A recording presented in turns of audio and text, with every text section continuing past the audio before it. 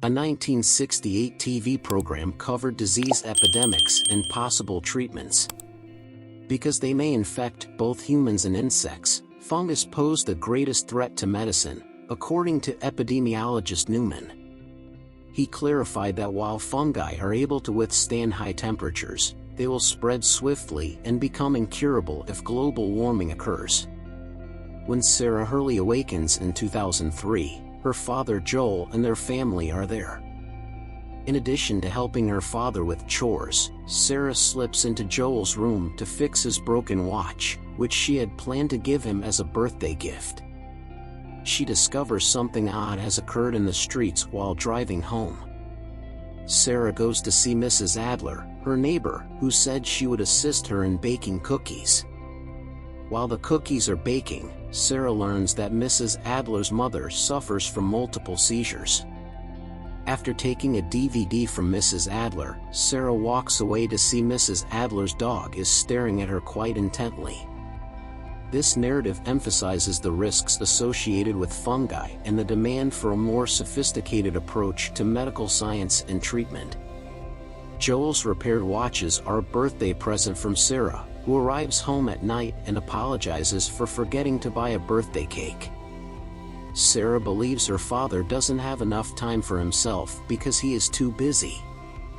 She knows her father really wants to watch an action movie, so she asks him to watch one that Mrs. Adler has borrowed.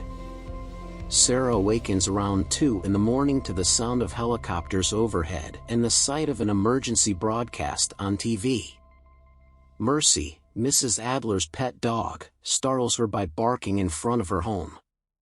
As she dashes to get Mercy home, Mercy abruptly flees Mrs. Adler's residence. Sarah discovers a seriously injured Mr. Adler and becomes interested about what happened to Mrs. Adler. Tommy and Sarah look for a different route to the border, but the road is blocked by the authorities. Tommy is persuaded by Joel to take a different route to the north, but when a jet crashes close by and explodes an island, they find themselves in a chaotic situation.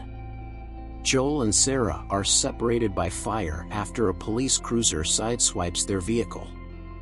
Joel and Sarah become targets after unintentionally running across a gathering of infected individuals. Joel points his gun at the soldier after he kills the infected man because he believed they were all infected. Joel attempts to flee as Sarah is being protected by the soldier as he opens fire on them. After being shot in the stomach, Sarah bleeds profusely until passing away in Joel's arms. 2 federal disaster response agencies find a young child who finds the destroyed city of Boston in 2023. The epidemic brought on by the plague's global expansion has destroyed society. After collapsing, the youngster is brought to Boston's quarantine area. Joel and the other survivors work a variety of jobs to pay their bills and purchase supplies. Joel is a drug dealer, and Lee, a federal soldier, frequently purchases drugs from Joel.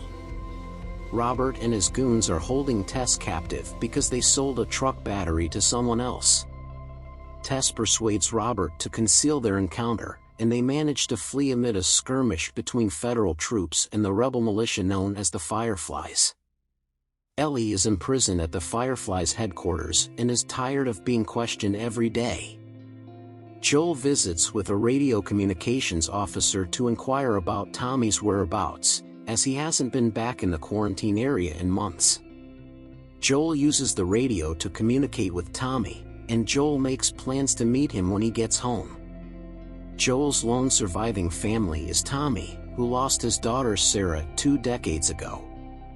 When Tess wakes up the following day, she is shocked to see her face injured after being struck by Robert's men. To locate Tommy, they intend to utilize the vehicle battery. Joel and Tess scramble to get the batteries, as Marlene, the Firefly leader, laments over her followers' attack on their headquarters by federal forces.